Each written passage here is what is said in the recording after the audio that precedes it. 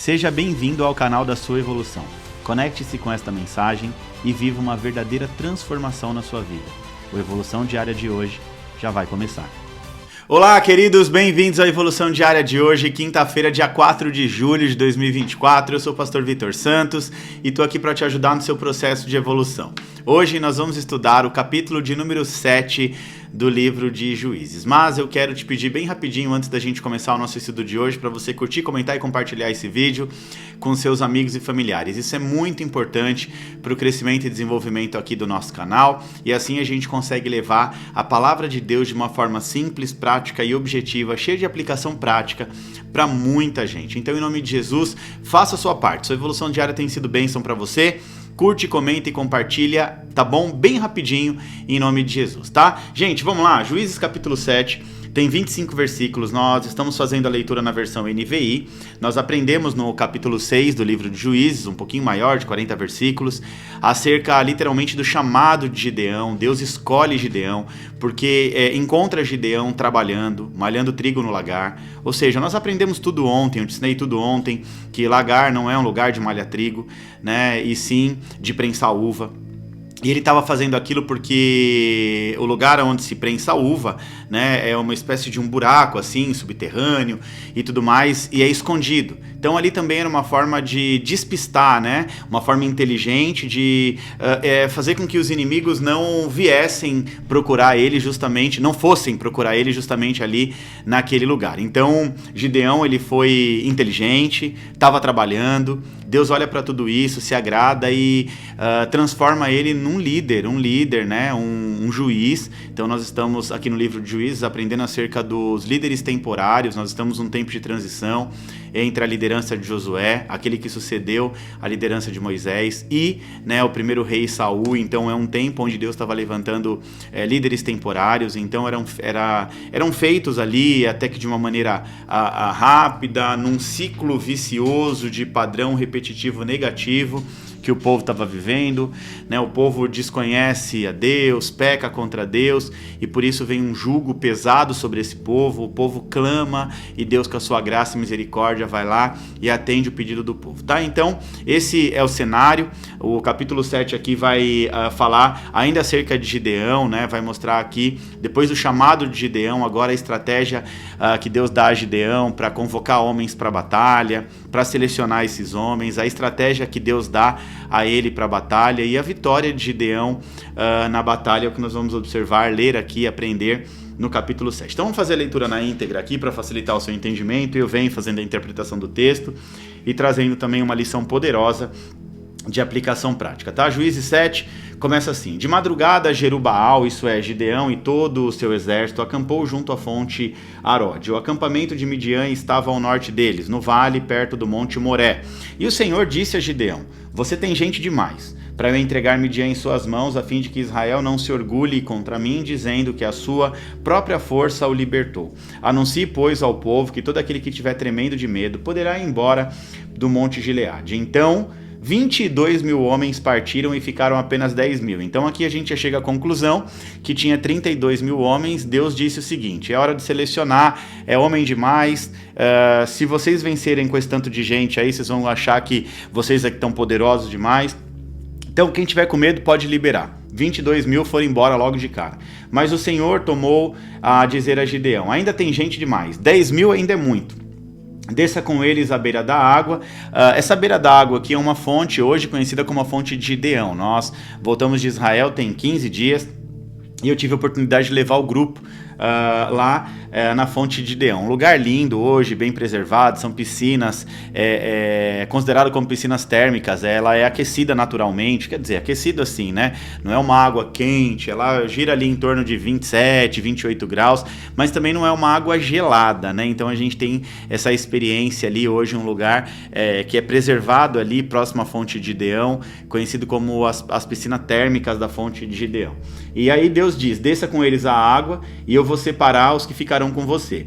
Se eu disser, esse vai com você, ele vai. Se eu disser que não vai, não vai. Assim Gideão levou os homens à beira da água e disse ao Senhor: separe os que beberem a água lambendo, como faz o cachorro, daqueles que se ajoelham para beber. Ou seja, daqueles que se lançam no chão e tomam água lambendo a água como se fosse um cachorro, daqueles que têm postura para beber água, que pega a água com as mãos e atento, olhando para todos os lados, conseguem beber a água. O número dos que lamberam a água, levando as mãos à boca, foi de 300 homens, todos os demais se ajoelharam para beber. O Senhor disse a Gideão: com esses 300 que lamberam a água, livrarei vocês e entregarei os midianitas nas mãos.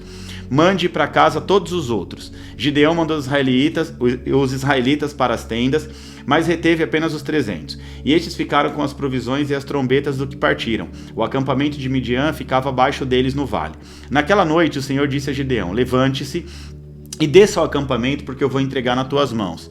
Se você está com medo de atacá-los, desça ao acampamento com o seu servo Purá, e ouça o que eles estiverem dizendo. Depois disso, você terá coragem para atacar. Então ele e o seu servo Purá desceram até os postos avançados do acampamento. Os midianitas, os amalequitas e todos os outros povos que vinham do leste haviam se instalado no vale. Eram numerosos como nuvens de gafanhotos. Assim como não se pôde contar a areia da praia, mas também não se podia contar os seus camelos. Ou seja, eram muitos homens. Note a estratégia de Deus: 32 mil. Primeiro lugar, vamos fazer uma observação: 32 mil para enfrentar esse exército incontável como nuvens de gafanhoto já era desvantagem. Deus falou: não, é muita gente. 10 mil é muita gente. 300, agora vai. Ou seja, olha a matemática de Deus. Eu costumo dizer que a matemática de Deus e a nossa não é a mesma, não combina, né? Então Deus diz assim: pega 300 homens valentes e vai enfrentar esse exército incontável como uma nuvem de gafanhotos aí. Então Gideão chegou, verso 13, bem no momento em que o homem estava contando o seu sonho a um amigo. Tive um sonho, dizia ele. Um pão de cevada vinha rolando dentro do acampamento midianita e atingiu a tenda com tanta força que ela se tombou e se desmontou. Seu amigo respondeu: não se pode ser outra coisa senão a espada de Gideão, filho de Joás, o israelita. Deus entregou os midianitas e todo o acampamento nas mãos deles. Quando Gideão ouviu o sonho e a sua interpretação, adorou a Deus. Voltou para o acampamento de Israel e gritou: levante-se, o Senhor entregou o acampamento midianita em nossas mãos. Dividiu os 300 homens em 3 companhias, pôs nas mãos de todos eles trombetas e jarros vazios com tochas dentro, e lhes disse: observem, façam o que eu fizer.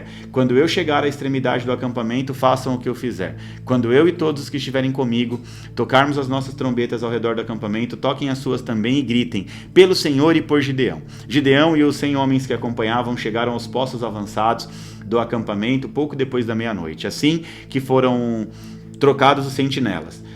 Tocaram então as suas trombetas e quebraram os jarros que tinham nas suas mãos. As três companhias tocaram as trombetas e despedaçaram os jarros, empunhando as tochas com a mão esquerda e as trombetas com a direita, e gritaram: a espada pelo Senhor e por Gideão. Cada homem mantinha sua posição em torno do acampamento. E todos os midianitas fugiam correndo e gritando. Quando as 300 trombetas soaram, o Senhor fez com que todo o acampamento, os homens se voltassem uns contra os outros com as suas espadas. Mas muitos fugiram para Bet-sita, na direção de Zerera, até a fronteira de Abel-Meolá, perto de Tabate. Os israelitas de Naphtali, de Asser e de todos os Manassés foram convocados e perseguiram os midianitas. Gideão enviou mensageiros a todos os montes de Efraim, dizendo: desçam para atacar os midianitas e cerquem as águas do Jordão à frente deles até Bet-bará.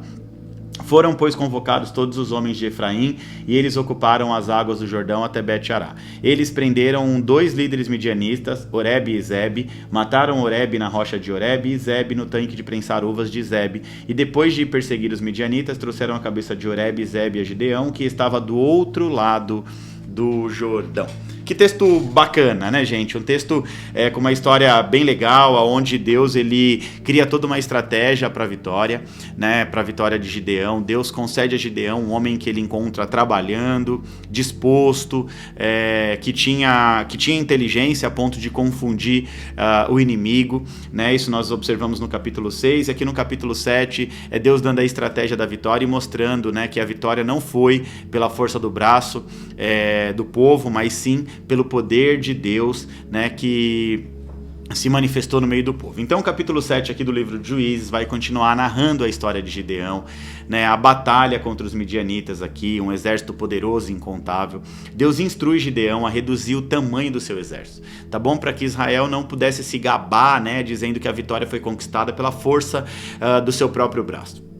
Inicialmente, o texto vai nos dizer que Gideão tinha 32 mil homens, mas Deus manda reduzir o número. Primeiro, Gideão permite que os medrosos voltem para sua casa, reduzindo esse exército para 10 mil homens. Em seguida, ele faz uma nova triagem, como eu expliquei, baseada ali na maneira de beber água, né? E Gideão fica apenas com 300 soldados. Então Deus garante a Gideão que ele vai vencer os midianitas. Durante a noite, Deus pede para ele pegar o servo dele, descer ao acampamento inimigo e ouvir o que eles estavam falando, né?